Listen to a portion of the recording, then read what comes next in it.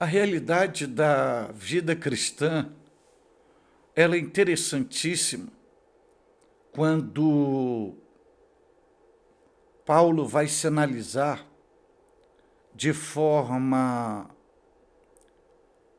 figurada, nos comparar ao corpo de Cristo. Paulo afirma que nós, como indivíduos, somos membros do corpo. E, ao mesmo tempo, ele vai dizer que nós somos o corpo de Cristo. Isso é o mistério, o milagre da graça. Agora, quando você imagina o corpo, o que dá vitalidade ao corpo? A essência vital do organismo humano. Então, quando Paulo nos chama de corpo de Cristo, significa que o cabeça desse corpo é o próprio Cristo. Mas é interessante nesse mistério da graça que todo Cristo também está internalizado neste corpo, dando vida a este corpo. Só que nós não podemos desconsiderar que muitos não têm esta consciência ou não souberam valorizar o que é ser corpo de Cristo. E optaram pela morte. E quando eu falo em morte, eu não me refiro em morte física. Eu me refiro em morte emocional e morte espiritual. Em alguns casos, vai morte social, morte familiar. Mas essas duas mortes, tanto social quanto familiar, elas são consequências da morte emocional e morte espiritual. E isso é tão sério que hoje, dentro da casa de Deus, é possível ter mortos-vivos. É um paradoxo, mas é uma realidade. E uma pessoa, quando morre, fisicamente falando e analisando num aspecto biológico, ela não entra em decomposição da noite para o dia. O desfalecimento dos seus órgãos internos é paulatino, é aos poucos, até um momento dela se decompor. E no processo de decomposição já vai sendo pasto de vermes, tanto de vermes internos como do solo terreno, até chegar à estrutura óssea. E o que lhe resta de toda estrutura biológica são seus próprios ossos.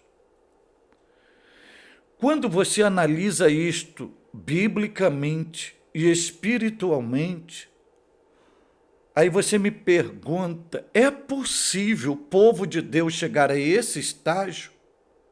Sim. Quando você olha para o livro do profeta Ezequiel, capítulo 37, você vê o próprio povo de Deus, Deus dando uma visão a Ezequiel da situação do seu povo.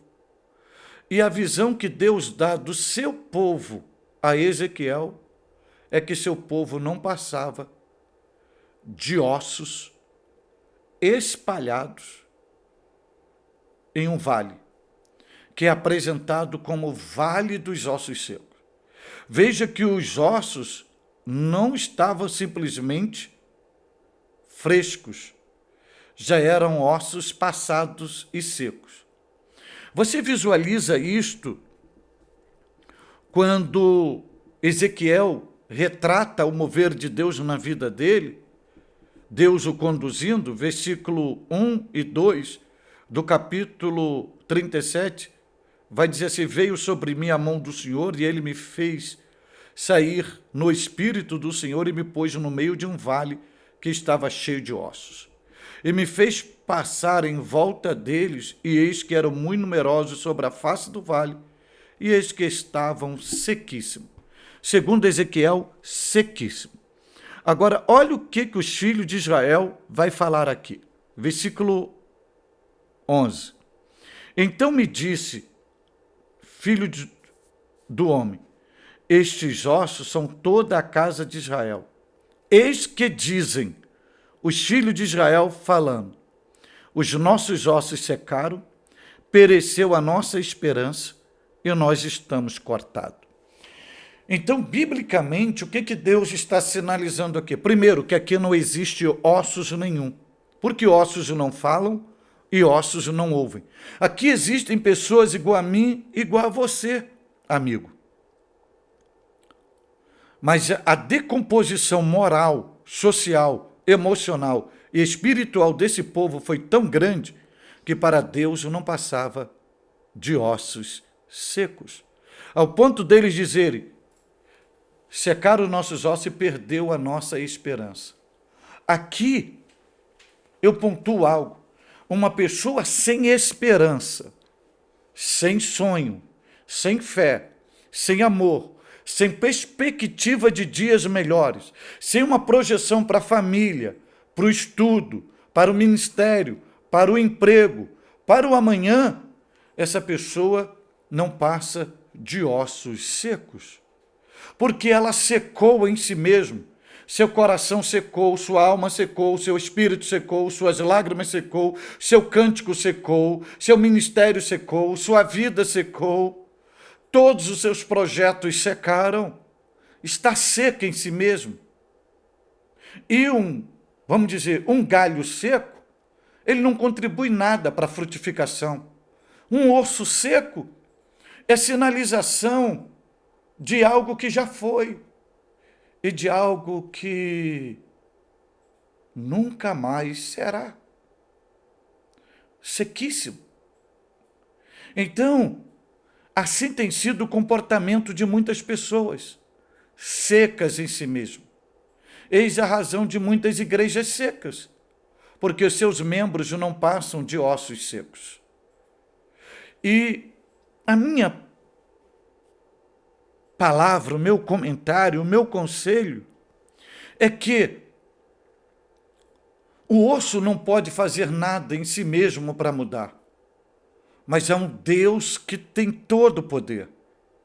E esta pessoa só vai continuar como um vale de ossos secos, como ossos secos, se ela quiser. Sabe como é que Deus mudou essa situação? Com uma palavra profética. Então, o que esses ossos secos que estão dentro das nossas igrejas, o que eles precisam não é de prata, não é de ouro, não é de riqueza, não é nada dessa terra. É de uma palavra profética. Então, baseado nessa minha exposição aqui, eu quero, permita-me, amigo, companheiro da fé, liberar uma palavra para você. Ossos secos, nunca mais, porque o poder profético da palavra de Deus produzirá vida em todas as áreas, empresarial, ministerial, familiar, financeira. Você terá uma virada e você vai viver como nunca viveu, porque o que você precisa não é de recurso financeiro. O que você realmente precisa é de uma palavra profética que procede da boca de Deus. E Deus hoje, permita-me, está liberando uma palavra para a tua vida, para a tua história, para o teu ministério, para a tua família, para o teu trabalho, para tudo que você faz na vida. E a palavra de Deus para você hoje é: ossos secos, nunca mais, nunca mais. Ossos secos, nunca mais